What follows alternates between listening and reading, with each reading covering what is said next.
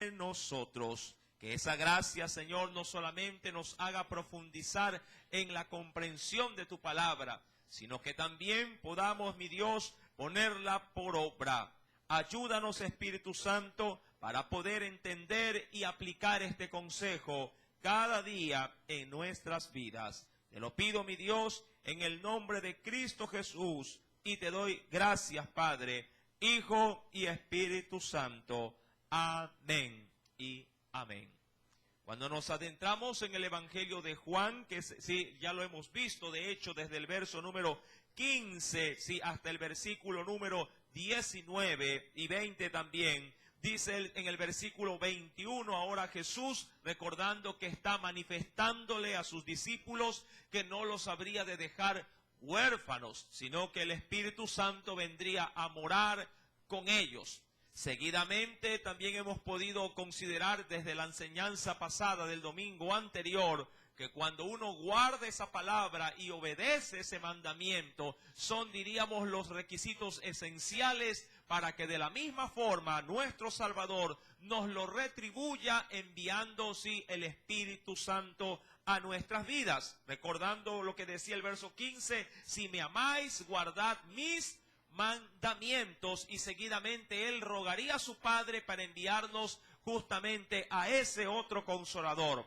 Ahora, en el versículo número 21 dice el Señor, el que tiene, es decir, el que posee mis mandamientos y los guarda, ese es el que me ama. ¿Qué diríamos? ¿Qué manera de poder detectar, si así lo quisiera apreciar, a los verdaderos hijos de Dios?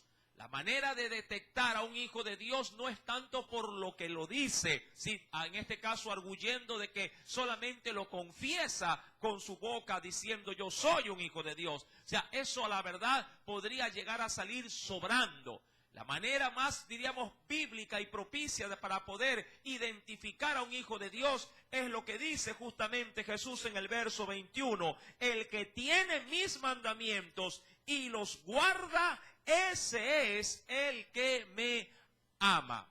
Alguien podría tomar en sus labios todos los versos de la Biblia y repetirlos tal cual como lo hace un lorito, repitiéndolo de día, de tarde y de noche, al acostarse, al levantarse, pero nada de ello será garantía de que esa persona sea un verdadero hijo de Dios.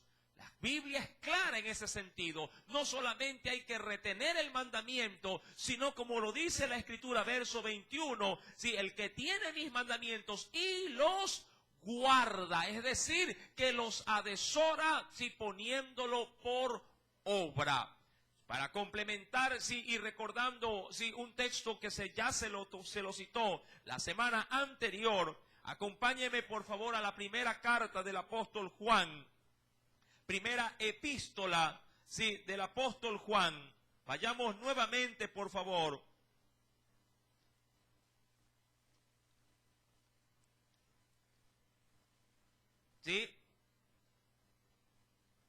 Nos dice el Señor, segunda de Juan, más adelante de la primera carta de San Juan, no el Evangelio, sino las epístolas generales, segunda epístola de Juan, nos dice el Señor, versículo número 9, para complementar lo que hemos venido ya anunciando, en el Evangelio de Juan, dice en el verso número 9, cualquiera que se extravía y no persevera, amén, no persevera en la doctrina de Cristo, no tiene, ¿a quién? No tiene a Dios, pero el que persevera en la doctrina de Cristo, ese sí tiene al Padre, y también ¿a quién?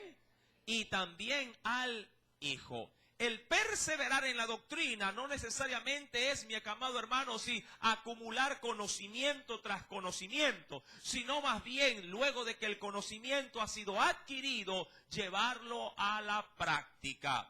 Cuando retomamos, pues, seguidamente Juan, capítulo número 14, ahora en el verso número 22, recordando que Jesús había manifestado de que Él se habría de dar a conocer entre los discípulos, aun cuando ya no estaría en este mundo. De ahí uno de ellos, hablando de Judas, no el Iscariote como la Biblia lo menciona, si le hace una pregunta, porque a la verdad para él se volvió un poco incomprensible cómo poder ver a Jesús en su vida si a la larga Jesús les estaba diciendo que él ya no estaría más con ellos.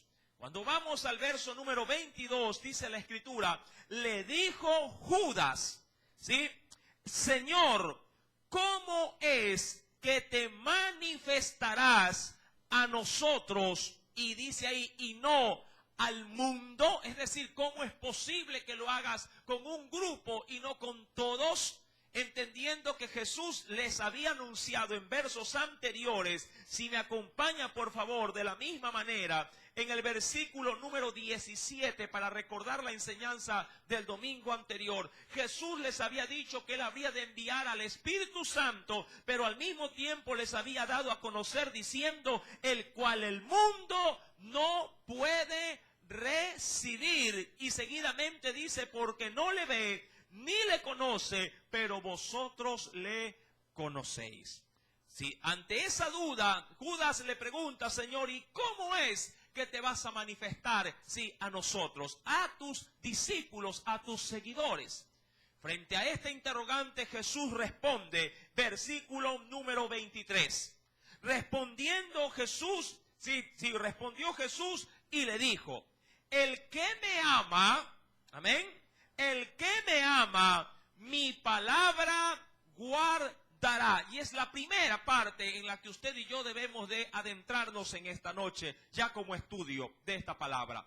Mi amado hermano, una de las principales maneras en la que usted puede encontrar en su vida, sí, la manifestación, diríamos así, la guía de Dios en su corazón para su diario vivir, es a través de la palabra del Señor.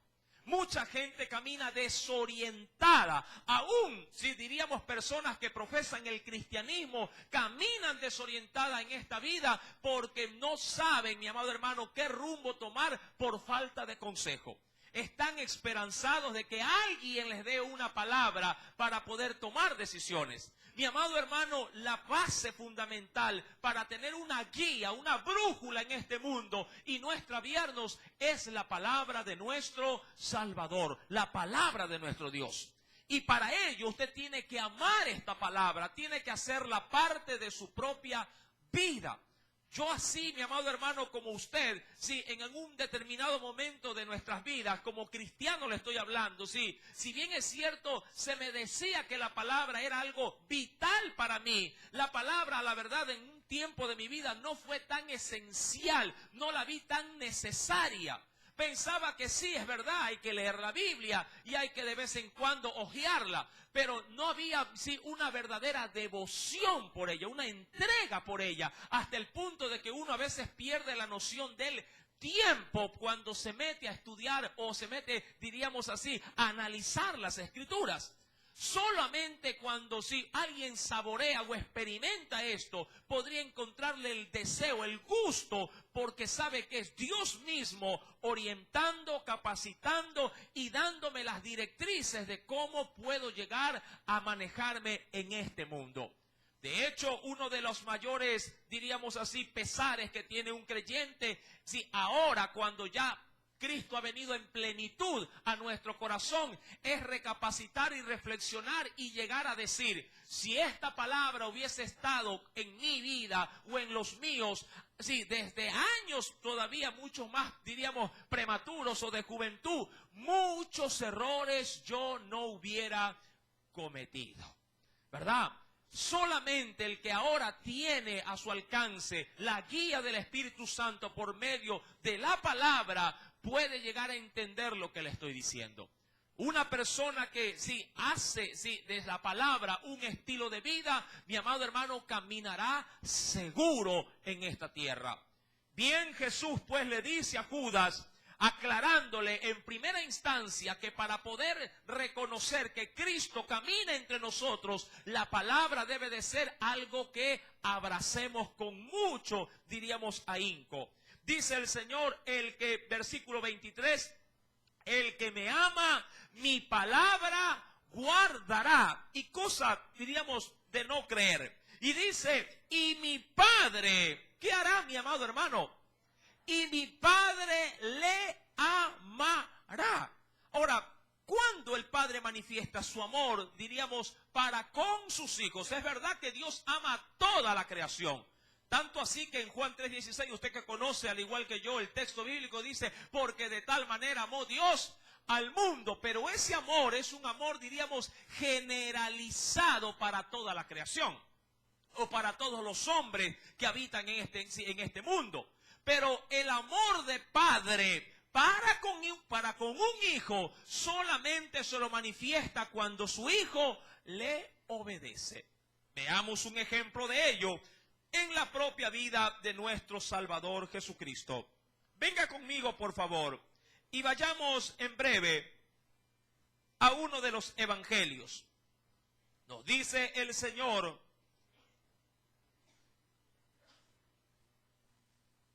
en el capítulo número 3 del Evangelio según San Lucas,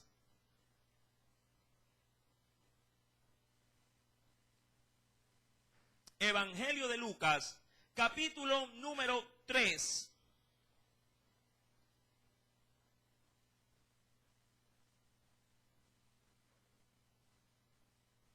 ¿Lo tiene? Verso 21 al 22. Mira lo que nos dice el Señor. Aconteció que cuando todo el pueblo se bautizaba, esto es un ejemplo, también Jesús, ¿qué nos dice? Fue bautizado, ¿sí? Es decir, que cumplió un requisito ordenado por Dios, claro está, para el pueblo, pero con un fin. Usted sabe muy bien ya por estudios anteriores que el bautismo, cuando Juan lo pregonaba, era de exclusividad para que el pueblo se arrepintiera. El bautismo de Juan era un bautismo de arrepentimiento. Ahora, solamente aquellos que tenían pecados podían sí arrepentirse. En el caso de Jesús, él no había cometido infracción alguna. Por tanto, no procedía en él, humanamente hablando, no procedía en él, mi amado hermano, acatar, sí, o llegar a cumplir, en este caso, el requisito del bautismo. Pero eso no fue estorbo para él. Es decir, que pasando por alto, si bien es cierto en su vida, los pecados, no por ello pasó por alto el mandamiento. ¿Me explico? Mi querido hermano, alguien podría decir, es verdad, sí, yo soy el jefe de la compañía, yo soy el dueño de la empresa, pero igual voy a venir uniformado. Un ejemplo solamente le estoy dando. Es decir, él mismo se somete a cumplir, ¿qué cosa? Las reglas establecidas en la empresa. ¿Sí? De la misma forma, Jesús se somete a cumplir las reglas establecidas ¿por quién? Por su Padre, sin que él las tuviera la necesidad de cumplirlas. Ahora, ¿por qué tomo este caso como ejemplo? Porque cuando Jesús se somete, ojo, a la palabra, cuando Jesús se somete en obediencia y lo pone en evidencia delante de todos, es en ese preciso momento, en el verso 22, que el Espíritu Santo viene sobre él. Es decir, ¿luego de qué? Luego de oír la palabra, de obedecerla, ¿qué hace Dios? ¿Qué le concede Dios en ese momento? El Espíritu, y luego, sí, de manera pública manifiesta su gran amor por su Hijo al decir, tú eres mi Hijo, ¿qué cosa? Amado, al Hijo que yo amo, ¿verdad? En ti, dice, tengo complacencia. ¿Por qué tenía complacencia el Padre acerca de Jesús? ¿Por qué? Solamente porque le amaba, porque había guardado ¿qué cosa? Su palabra. sus mandamientos. Este vivo ejemplo, mi amado hermano, es, diríamos, la práctica de lo que dice el Evangelio de Juan, capítulo 14, allá en el versículo número 23. El que ama mi palabra, sí, el que me ama, dice aquí, mi palabra guardará. Y seguidamente, ¿qué se va a manifestar en él? Y mi Padre le amará, y vendremos a él, y dice ahí, y haremos, ¿qué cosa en esa vida? Haremos morada, un lugar donde vivir con él. ¿Verdad? Esta palabra me recuerda muchísimo a lo que se menciona también, sí, allá en el libro de Apocalipsis, en el capítulo número 3. Si viene conmigo, por favor, para poder ilustrar de una manera un poquito más práctica las palabras de Jesús. En el libro de Apocalipsis, capítulo número 3, verso número 20. ¿Qué nos dice el Señor? Es un texto muy conocido en la Biblia. Apocalipsis 3, verso número 20 dice, he aquí, yo estoy a la puerta, sí, y llamo. Sí, muchos aducimos que es a la puerta del corazón. ¿Y qué sucede luego de ser, diríamos, condescendientes con Dios para que ingrese? Dice la Biblia, si alguno oye mi voz, que no es otra cosa que oír, ¿qué cosa? Su palabra. Si alguno oye mi voz y dice, y abre la puerta. ¿Qué implica abrir la puerta si se oye la palabra? A que está dispuesto a ¿qué cosa? A aceptar lo que está escuchando. ¿Sí me explico? Eso implica aceptar. Vamos a suponer que de afuera alguien le diga a usted a manera de broma, abre que te ves y que vengo a darte látigo. Su hijo le abrirá la puerta. ¿Qué hará el muchacho? Si fuese posible y tiene las llaves en la mano, las tira, las arroja lo más lejos posible y a esconderse. Yo me recuerdo que mi madre, sí, con una escoba por debajo de la cama me hincaba para que salga para darme la paliza. Yo le escondía. Sí, yo era de aquellos que yo corría y mi madre iba atrás. Y no corras, que es peor, me decía. Mi amado hermano, obviamente, lo contrario a lo que yo hacía es que el Señor, al hablar cuando está fuera de nuestra vida y al uno escuchar esa palabra, amarla, desorarla y estar dispuesto a aceptar lo que Él me diga que yo haga, entonces seguidamente, ¿qué hará el Señor conmigo? ¿Qué hará el Señor con usted? Mira lo que dice el versículo número 20, o lo que termina diciendo. Dice aquí, y si oye mi voz y abre la puerta, entraré, ¿qué dice la Biblia? Entraré a Él y cenaré con Él y Él conmigo. Es decir, que Jesús viene a quedarse a vivir ¿en dónde? En mi casa. Sí, viene a intimar conmigo. Pregunto, ¿usted a quién invitaría a comer? A su casa. A su casa. De pronto podría regalarle un vaso de agua a alguien. Sí, un vaso con agua, pero de la ventana o de la puerta hacia afuera. Pero usted invitaría a alguien a quedarse a dormir de pronto en su casa. Solamente usted lo haría con quien usted está seguro de que es una persona confiable. O una persona que usted ama, ¿verdad? Tanto que le tiene la confianza como para poder abrirle las puertas de su casa. Usted de pronto de un largo viaje le daría las llaves a cualquiera para decir, cuídeme la casa. Se la daría a su padre, se la daría a un hermano, se la daría a su esposa o a su esposo o a un hijo, pero se la daría a un extraño, diciendo, cuídame la casa. Mi amado hermano, cuando el Señor, ¿verdad? Si viene a nuestra vida y su palabra comienza a hallar cabida en nosotros, entonces Dios no repara en darnos ese mismo trato. Es decir, que Dios de manera inmediata viene a quedarse dentro de nuestros corazones.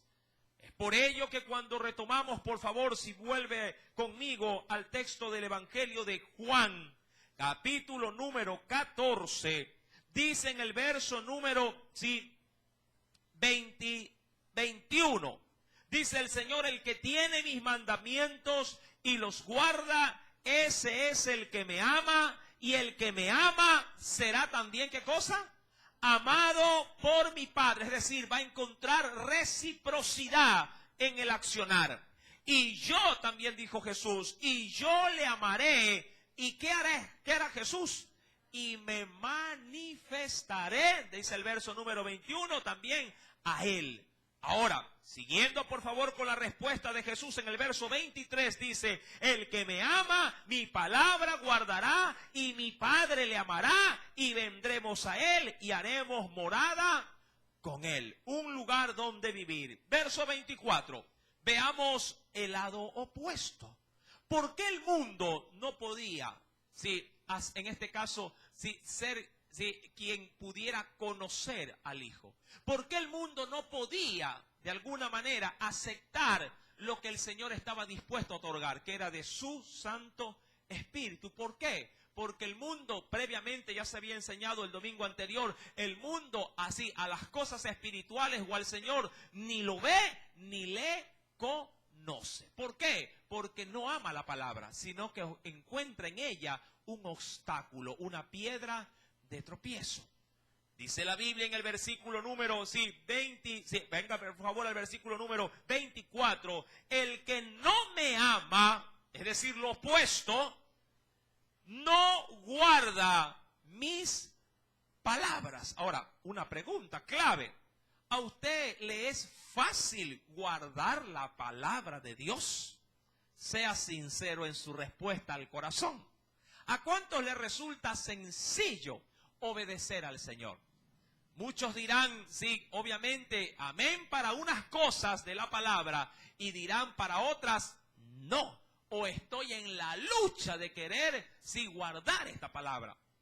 Amados hermanos, me identifico junto a ustedes al poder decir que si bien es cierto, todos los beneficios o todas las palabras del Señor son beneficios para mi vida, no así a la hora de ponerla por obra. Toda la palabra muchas veces trata de, en este caso, hallar cabida en mi corazón, porque en mi ley, como lo decía Pablo, en mi cuerpo existe una ley que quiere hacer lo opuesto a esta palabra. Yo quisiera, por favor, que me acompañara, y venga conmigo a la Escritura y ver, qué nos dice el apóstol Pablo con respecto al poder guardar esta palabra en su totalidad.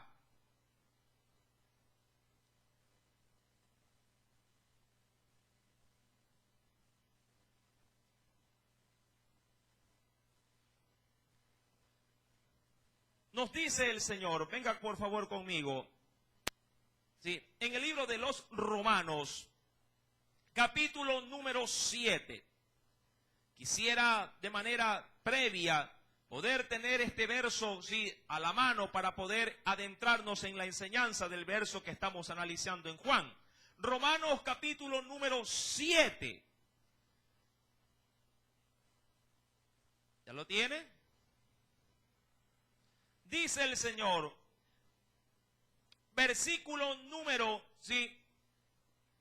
14 en adelante.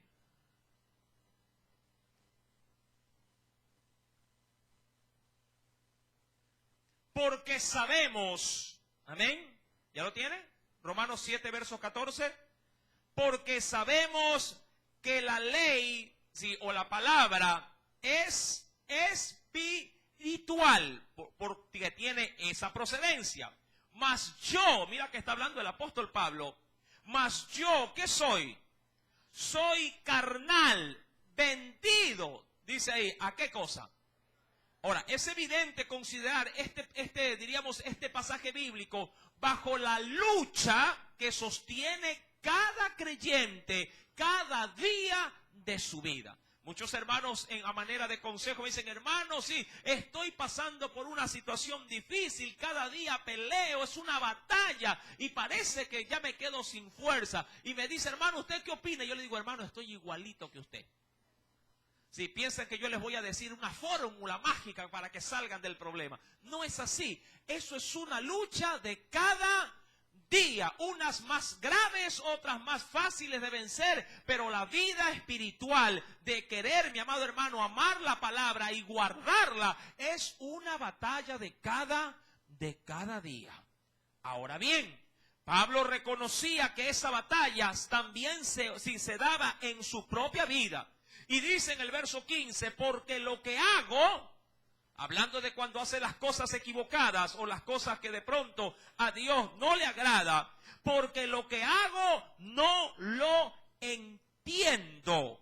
Dice aún más, pues no hago lo que quiero, sino lo que aborrezco, eso hago. Claro, esta no era una ley para Pablo, pero él reconocía que en su carne había esa ley. Es decir, que en la naturaleza del hombre está siempre propensa a hacer lo contrario a la palabra, ¿verdad? Usted sabe, por ejemplo, que debe de guardar su mirada, sabe que debe de guardar su boca, sus palabras, pero pregunto, ¿cuántos no se ven tentados a desviar su mirada, de pronto a ponerla en algo que es indebido o a hablar con sus palabras inapropiadas? Usted de pronto se ha cuidado todo el día y en un momento inesperado ¡plá!, sale algo que usted nunca se imaginó que lo iba ni siquiera a mencionar, ¿verdad? El muchacho le hizo de pronto alguna travesura, hizo algún tipo de pronto sí de situación que gestó incomodidad y usted de pronto salió de manera, y diríamos, imprevista. Le dijo, este muchacho, y le da de pronto una descripción despectiva. Y usted dice, ay Señor, perdóname, que me saca de quicio. No la estuvo buscando, ni siquiera planificó, simplemente, ¿qué hizo en esta carne? Afloró una naturaleza. Amén. Esa naturaleza que si es pecaminosa, es la que se opone para que el hombre y la mujer de Dios guarden cada día los mandamientos. Pero ojo, esta ley, mi amado hermano, puede ser vencida por una ley superior a mi carne, la ley del Espíritu. De ahí que uno, si se fomenta día a día en una búsqueda del Señor, será Él el que tome el control de un carácter, será Él el que tome el control de una tendencia o de alguna determinada inclinación por el mal. De ahí la dependencia de estar siempre sujetos, sí, a la lectura de la palabra, a la reflexión de la Escritura, al quererla poner también en práctica. Dice más adelante el texto, versículo número 16, y si lo que no quiero, hablando de las cosas negativas, esto hago, ¿qué es lo que apruebo? De manera implícita, apruebo que la ley es buena. Versículo número 17, ¿podrías leerlo? De manera que ya no soy yo quien hace aquello, sino el pecado que mora en mí. Y si yo sé que en mí, esto es, en mi carne, no mora el bien, porque el querer el bien está en mí, pero no el hacerlo. Y esa ley creo que sale a flor, creo yo, que cada día. Por ejemplo, ¿cuántos quieren venir cada día a los atrios del Señor? Porque reconocen por medio del mandamiento que mejor es estar un día en la casa de Dios que 1000 fuera de ello. Esa ley está espiritual, está en mí el deseo. Pero pregunto, ¿a cuántos la carne, hablando del cuerpo, les pide venir a la iglesia cada culto? Muchos dicen, pero si ya fui en la mañana, ¿para qué voy a ir en la noche? Pero si ya fui el viernes, ¿para qué voy a venir el sábado? Si ya estuve en el culto de oración el miércoles, ¿para qué venir ya el día viernes por la noche? ¿Me explico? Hay una ley en mi carne que se opone a ¿qué cosa? A que el mandamiento tome el señorío de mi vida. Pablo reconocía eso, mi amado hermano. Y es por eso que Jesús, sin perder, por favor, no pierda Romanos, vuelva conmigo nuevamente al Evangelio de Juan, capítulo número 14, versículo número 24. Es por eso que Jesús le dice al mundo, ojo, al mundo, a los que no han reconocido el señorío de Jesús, ni su palabra, dice, el que no me ama, simplemente, ¿qué hace con esa ley? No guarda, ¿qué cosa? No guarda mis palabras. Para los que están vendidos al pecado, sí, Juan capítulo 14, versículo número, recuérdelo, 24, el que no me ama, no guarde mis palabras. Es decir, que el que está vendido en el pecado, esta palabra no le hace peso en su vida. Simplemente no le es estorbo, pero para un hijo de Dios la palabra, sí, es como una pared donde uno choca. Porque sabe que si bien es cierto la carne pide muchas cosas, si el Espíritu lo detiene y lo hace depositar su mirada o su deseo a las cosas de Dios, aun cuando la carne muchas veces quiere rebelarse en contra de la palabra del Señor. Vuelvo y repito, tomando solamente el ejemplo, ¿verdad?, de los deseos de nuestros ojos. ¿Cuántas veces, mi amado hermano, aún siendo creyentes, a muchos se les desvía la mirada por la mujer ajena? ¿Verdad? Situaciones que de pronto en una vida donde el Señor no tiene el control, obviamente ese hombre se desenfrena y no le interesa si está casado o no. Simplemente si se sujeta a sus pasiones, pisotea el mandamiento y dice: a mí no me interesa lo que diga la Biblia, a mí me interesa lo que le satisfaga a esta carne. Y se deja llevar. Pero la Escritura nos advierte respecto a ello, ya que Jesús nos dice que si alguien se deja guiar, si por la falta, en este caso del guardar los mandamientos de Dios, sobre esas vidas nunca podría morar ni el Espíritu Santo, ni el Padre, ni el Hijo tampoco.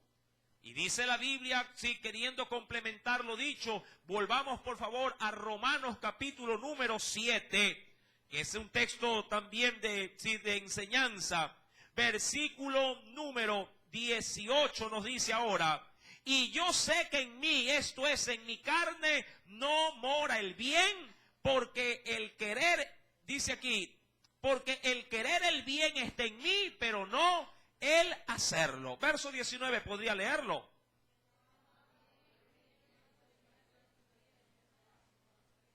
Ajá. Verso número 19. Porque no hago el bien que quiero, sino el mal que no quiero, eso hago. Y si hago lo que no quiero, ya no lo hago yo, sino el pecado que mora en mí. Pero aquí quiero dar un pequeño paréntesis para poderle darle una pauta adicional. El hecho de que nuestro cuerpo tenga una tendencia pecaminosa no es pretexto para un hijo o hija de Dios el dejarse dominar por el pecado. Yo he escuchado con mucha pena a cristianos diciendo: hermano, lo que pasa es que la carne es débil. Y como la carne es débil, pues no me quedó otra que dejarme llevar por las riendas de mi carne o por los deseos de mi carne. Mi amado hermano, la carne se puede vencer por medio del Espíritu. El problema es que vencer a la carne por intermedio del Espíritu es una vida consagratoria a Dios, de santidad, es decir, de un precio que hay que pagar, que muchos hijos de Dios no lo desean adquirir. Una carne puede ser, mi amado hermano, vencida en primera instancia por medio de la oración. Jesús fue claro al respecto. Cuando venga por favor conmigo a un texto de referencia.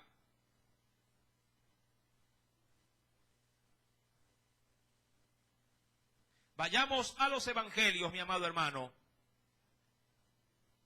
y veamos qué nos dice el Señor.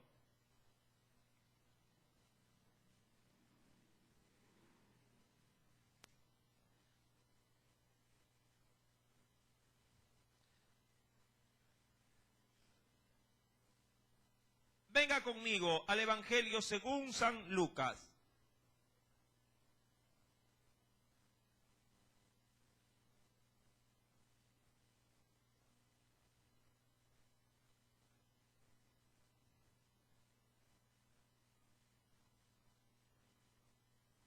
En el capítulo número 22, verso número 46.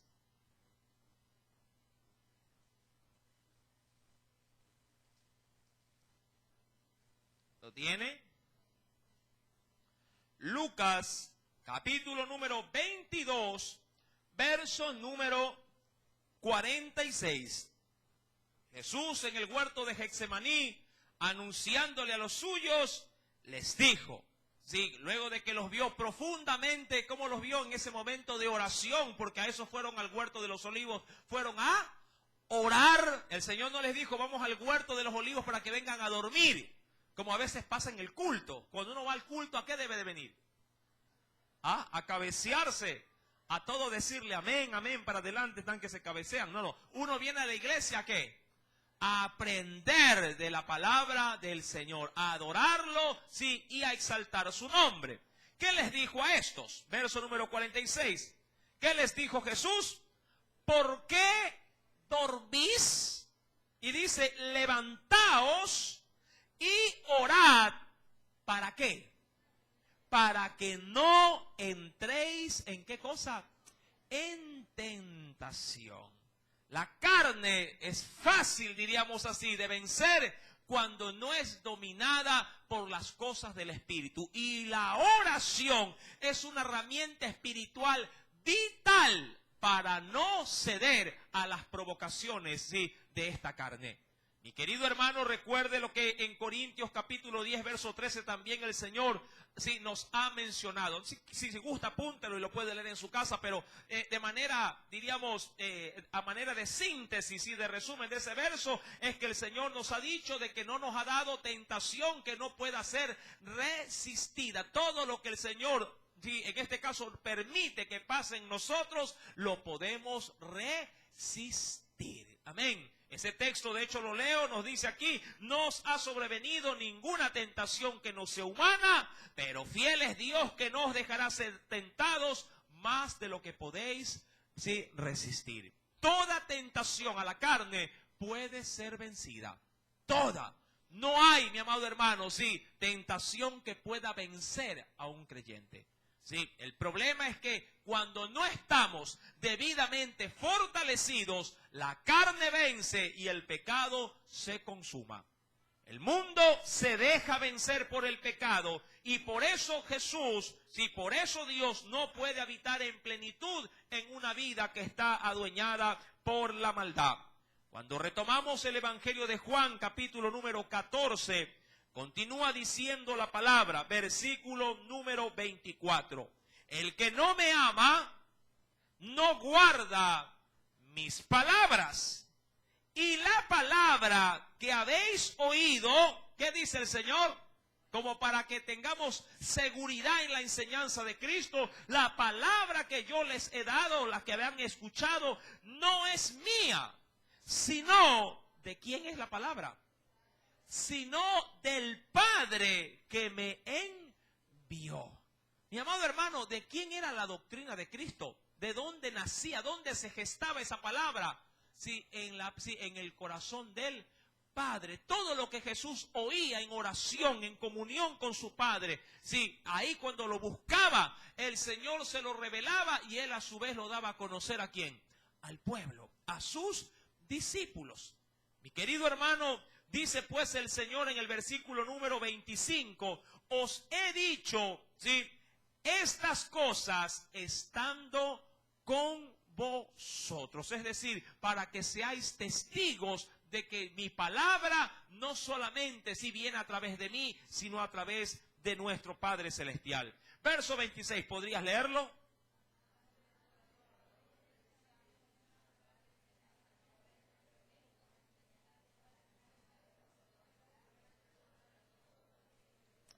Ahora, tenga presente que un creyente, un discípulo de Jesús, podrá recordar todo cuanto sí, el Señor ha hablado, siempre y cuando ese discípulo esté, diríamos así, a la par ¿de qué? De un continuo aprendizaje de la palabra.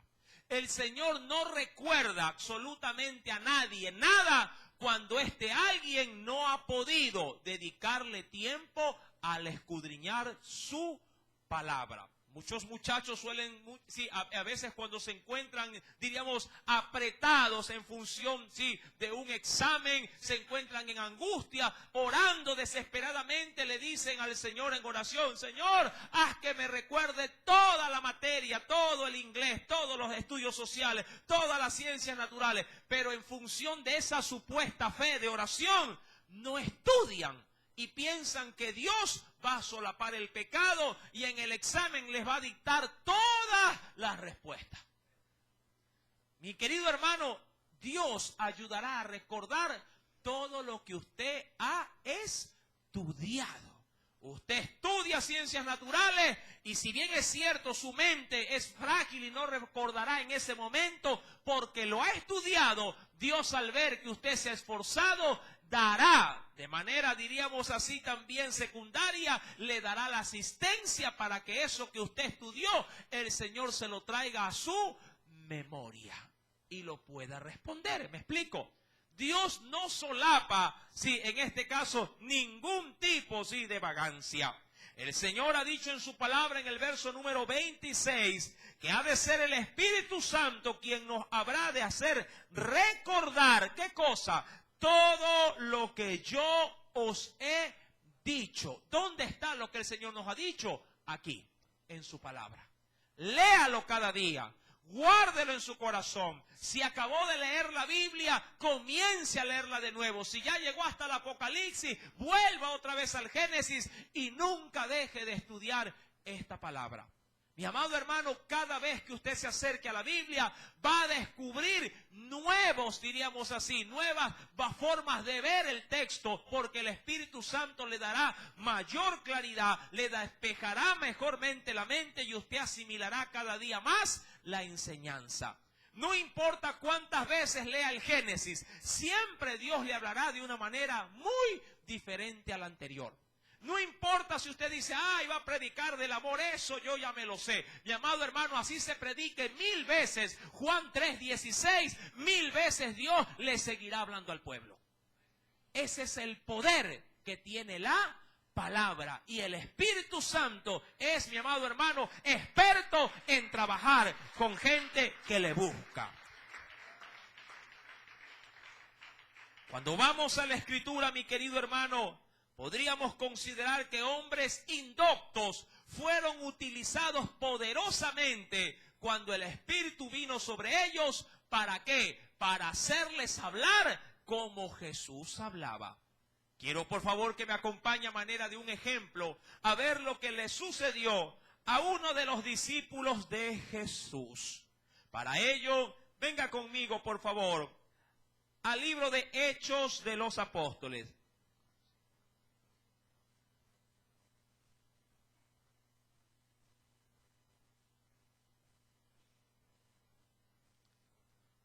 Veamos, sí, libro de Hechos de los Apóstoles. En el capítulo número 4, Hechos de los Apóstoles, capítulo número 4. Veamos cómo intervino el Espíritu Santo de manera directa en la vida de hombres que estuvieron atentos a las palabras de Jesús. ¿Ya lo tiene? Dice el Señor, verso número 1, quiero llegar, sí, mucho más adelante hasta el verso 13, pero es importantísimo reconocer todo este suceso. Hablando ellos, es decir, Pedro y Juan, hablando ellos al pueblo, vinieron sobre ellos los sacerdotes con el jefe de la guardia del templo y los saduceos. Verso número 2, léalo por favor. Resentidos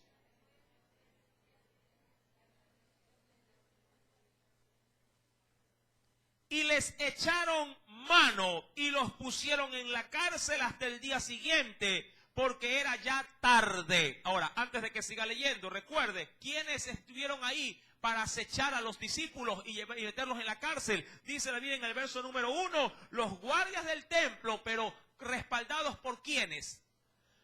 Los saduceos. ¿Y usted sabe cuál era la doctrina de ellos? ¿Usted recordará? En esencia, ¿cuál era? Ellos no creían en qué cosa, en la resurrección. Sí, por eso ellos se sintieron resentidos de que estos dos hombres hablaran acerca de estos temas. Verso número 3, léalo por favor.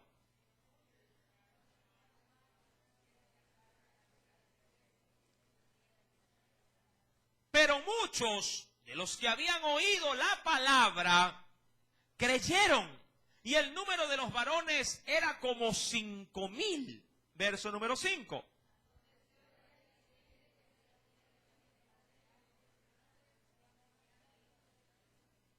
y el sumo sacerdote Anás y Caifás y Juan y Alejandro y todos los que eran de la familia de los sumos sacerdotes.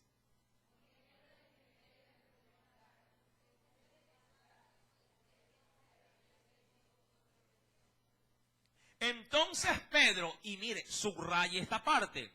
Entonces Pedro dice ahí, lleno de qué, mi amado hermano, estaba lleno del Espíritu Santo. Ahora, recuerde lo que acabamos también de leer en el Evangelio de Juan, capítulo 14. ¿Qué cosa haría el Espíritu Santo cuando uno ama la palabra y la guarda? ¿Qué cosa? Él nos la recordará. Amén. Mira lo que dice el verso número 8. Entonces Pedro, lleno del Espíritu Santo, les dijo, gobernantes del pueblo y ancianos de Israel, puesto que hoy se nos interroga acerca del beneficio hecho a un hombre enfermo, de qué manera éste haya sido sanado, sea notorio a todos vosotros y a todo el pueblo de Israel, que en el nombre de Jesucristo de Nazaret, a quien vosotros crucificasteis y a quien Dios resucitó de los muertos, por él, este hombre está en vuestra presencia sano. Este Jesús es la piedra reprobada por vosotros los edificadores, la cual ha venido a ser cabeza del ángulo. Y en ningún otro hay salvación, porque no hay otro nombre bajo el cielo dado a los hombres en que podamos ser salvos. Ahora yo le pregunto, ¿usted había visto a Pedro con esta forma de dialecto, de lenguaje, sí, cuando caminó con Jesús? ¿Ah? ¿Acaso usted lo habrá escuchado a Pedro en otra circunstancia, sí, con un mensaje tan convincente, tan lleno de sabiduría y de coherencia? Usted dirá, nunca. ¿Quién estaba hablando a través de él? ¿Estaba lleno de qué? Del Espíritu Santo. Tanto que mire cómo reaccionan, sí, al escucharle. ¿Quiénes? Escribas, fariseos, saduceos y los gobernantes. Mira lo que dice el verso número 13. Entonces, viendo el denuedo, es decir, la facilidad de hablar de Pedro y de Juan, y sabiendo que eran hombres sin letras, es decir, sin estudios, y del vulgo, es decir, de gente común, se maravillaban, y mira, y les reconocían que habían estado con ¿quién? Y les reconocían que habían estado con ¿quién se tomó esa labor para poder hacerlos semejantes a Jesús? El Espíritu Santo.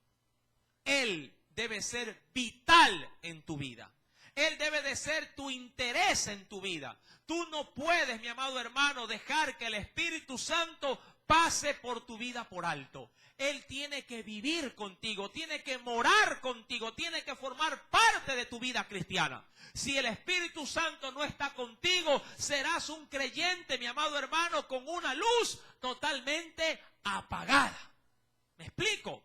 Serás como una persona que no tiene razón de vida en esta tierra. Mi querido hermano, no en vano, en el Evangelio de Juan dice el versículo número 14, mas el Consolador, el Espíritu Santo, a quien el Padre enviará en mi nombre, Él, ¿qué hará? Os enseñará. Él, mi amado hermano, es el que va a poner comprensión a cosas que para ti son de pronto, sí, imposibles de ¿qué? De aceptarlas de acuerdo a la razón.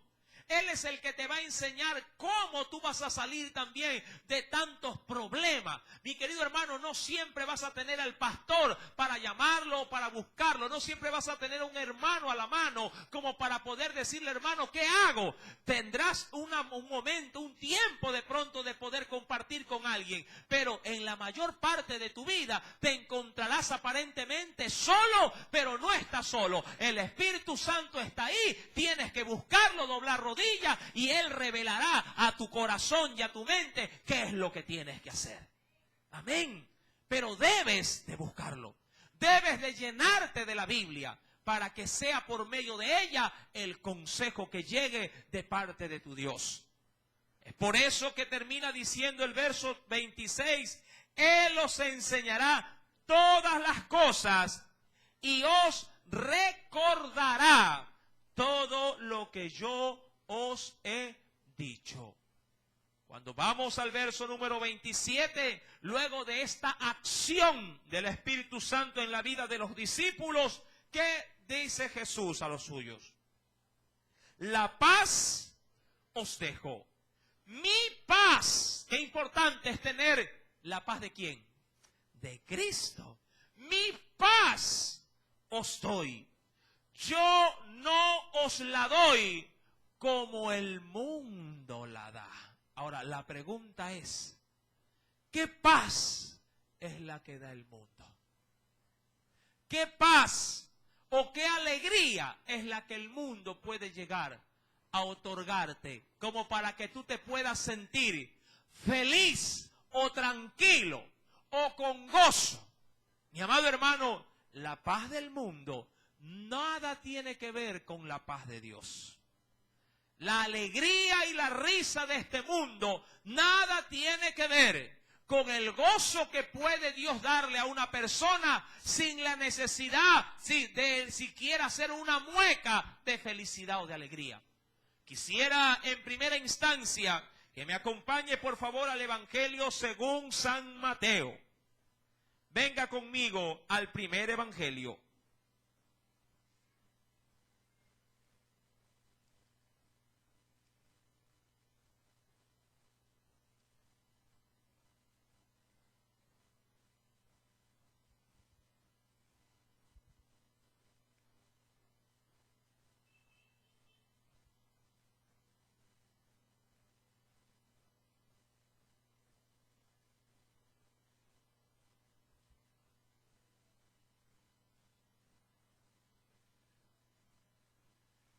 En el capítulo número 5,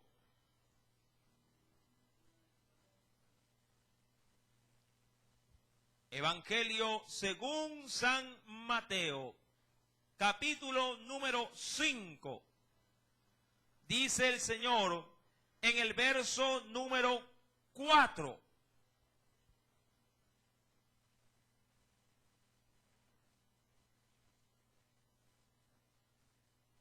¿Lo tiene? En primera instancia nos dice el Señor, bienaventurados. ¿Quién es, mi amado hermano? Bienaventurados los pobres, los que lloran, porque ellos, ¿qué cosa? Recibirán consolación. Quisiera quedarme en primera instancia en este primer texto. Recuerde, bienaventurados los que lloran. ¿Qué implica si una persona está llorando? ¿Qué cosa? ¿Qué implica? Sufrimiento. ¿Qué más implica? Dolor. Sí, implica de pronto, sí, quebrantamiento. El punto es, a consecuencia de qué son esas lágrimas. Si bien es cierto, un hombre y una mujer pueden llorar por cualquier causa, este lloro o este lamento nada tiene que ver con los sufrimientos terrenales, sino con los sufrimientos que uno puede llegar a adquirir por causa de ser cristiano. En el mundo, mi amado hermano, el mundo no quiere sufrir, es decir, quiere vivir en paz, quiere sentir gozo y alegría. Pero en la vida de un creyente, mira lo que nos dice más adelante en el versículo número 11 de ese mismo capítulo número 5 de Mateo. Dice el Señor, bienaventurados sois cuando por mi causa os vituperen y ¿qué más? Y os persigan. ¿Por qué, mi querido hermano? Dice ahí. Y digan toda clase de mal contra vosotros, mintiendo. Verso 12. Gozaos, y esa es la paz de Dios. Gozaos y alegraos, porque vuestro galardón, ¿en dónde está mi paz y mi alegría? Es grande en los cielos, porque así también, ¿qué dice? Persiguieron a quienes, así también persiguieron a los profetas que fueron antes de vosotros. Acompáñeme adicionalmente, mi querido hermano, sí, a otro texto que el Señor en esta noche también quiere hacérnoslo conocer. Venga conmigo a la Escritura.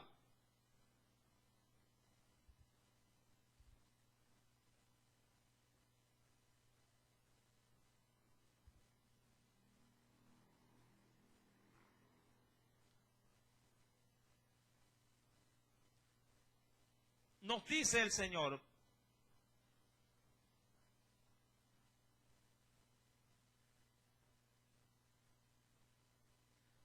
en las cartas del apóstol San Pablo,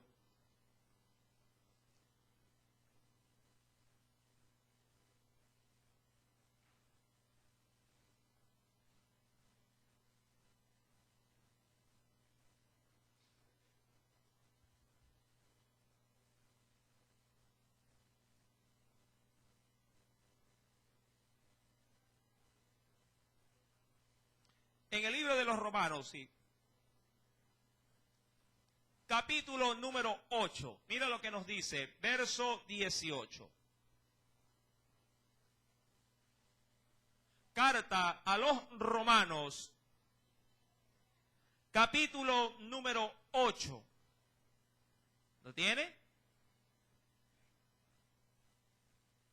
Dice el Señor: pues tengo por cierto, o como cosa segura, que las aflicciones o las pruebas del tiempo presente, ¿qué nos dice ese texto? No son nada comparables con la gloria venidera que en nosotros ha de ¿qué? Esa es la paz que Dios nos tiene. En este mundo, quienes sirvieron a Cristo no vieron paz. No vieron paz en esta tierra. Fue su caminar de pruebas, de abstinencias, de persecución, de dolor, de repudio, rechazo, cárceles, maltratos, vituperios. Todo el mundo fue contra la iglesia. El mundo por sí mismo no tiene bajo su forma o estándar de vida ni el sufrimiento ni el dolor. Ellos más bien sí evaden o quieren caminar a distancia sí, de las dificultades. Para ellos, mientras mayor holgura, comodidad, regocijo, cosas placenteras, el mundo sí les brinde, mejor para ellos. Pero, amado hermano, el caminar de un cristiano siempre será un caminar de prueba. ¿Por qué? Porque el mundo será en primera instancia su gran opositor. La Biblia menciona pues en el versículo 18 que lo acabamos de leer, versículo número 18, sí, tengo por cierto que las aflicciones del tiempo presente, es decir, de mi diario vivir de hoy, no se comparará en nada con ¿qué? Con la gloria que tendré. ¿Qué cosa dice la Biblia? Sí, en la gloria venidera que en nosotros habrá de manifestarse. Y querido hermano, para concluir en esta noche, en Juan capítulo número 14, dice el Señor, versículo número 27. La paz os dejo, mi paz os doy. Yo no os la doy como el mundo la da. ¿Por qué? Porque el mundo da una paz pasajera. No se turbe vuestro corazón, ni tenga tampoco, ni tenga miedo. ¿Por qué, mi amado hermano? Porque el que está en las manos de Dios está seguro. El que se encuentra, mi querido hermano, confiando como un niño, sí, en su padre, en las rodillas del Señor, ese niño, mi amado hermano, dormirá tranquilo. No digo que no sentirá el peso de oposición que este mundo le presente, pero nuestro Padre nos guardará. Amén. Si usted llega a sentir, como a veces suele ver unas gráficas en el internet, muy buenas por cierto, si usted llega a sentir algún golpe que el mundo al tirarle, diríamos, piedras, le lastima, no se preocupe, que las rocas más grandes han caído sobre las espaldas del Maestro. Usted solamente está percibiendo ciertos destellos, ciertos granitos de arena que están golpeando su caminar. El Señor, sí, ya nos ha guardado de todo mal.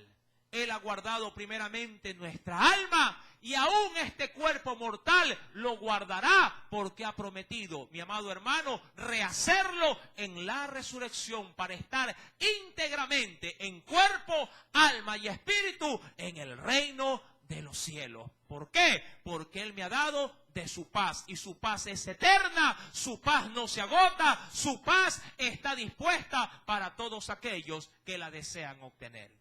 ¿Quieres tú tener esa paz? Deposítate en las manos del Señor.